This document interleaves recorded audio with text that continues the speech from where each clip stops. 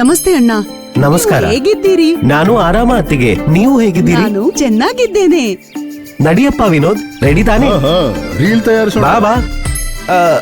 ಒಂದು ಸೆಕೆಂಡ್.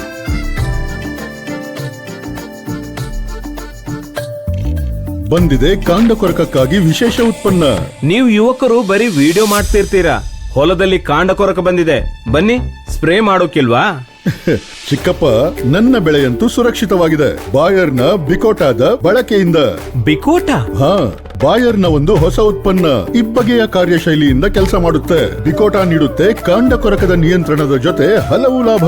ಬೇರು ಮೊಳಕೆಗಳ ಉತ್ತಮ ವಿಕಾಸ, ಹೆಚ್ಚು ಉತ್ಪಾದಕ ಮೊಳಕೆ, ಇಳುವರಿಯ ಆಧಾರ, ಪ್ರದರ್ಶನದ ನಿರಂತರತೆ ಮತ್ತು ದೀರ್ಘ ನಿಯಂತ್ರಣ, ಅಂದರೆ ಸಮಯದ ಉಳಿತಾಯ. ವಾ, ಬಿಕೋಟದ ಬಳಕೆ ಮಾಡಿ ಸಮಯದ ಸೂಕ್ತ ಉಪಯೋಗ ಮಾಡ್ತಿದ್ಯಾ ರೀಲ್ ತಯಾರಿಸಿ?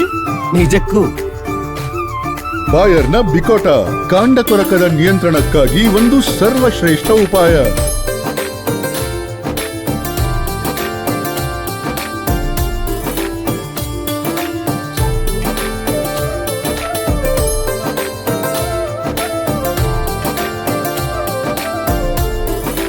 ಬಾಯರ್ನ ಬಿಕೋಟಾ, ದೀರ್ಘ ಸುರಕ್ಷೆ ಈಗ ಸುಲಭ.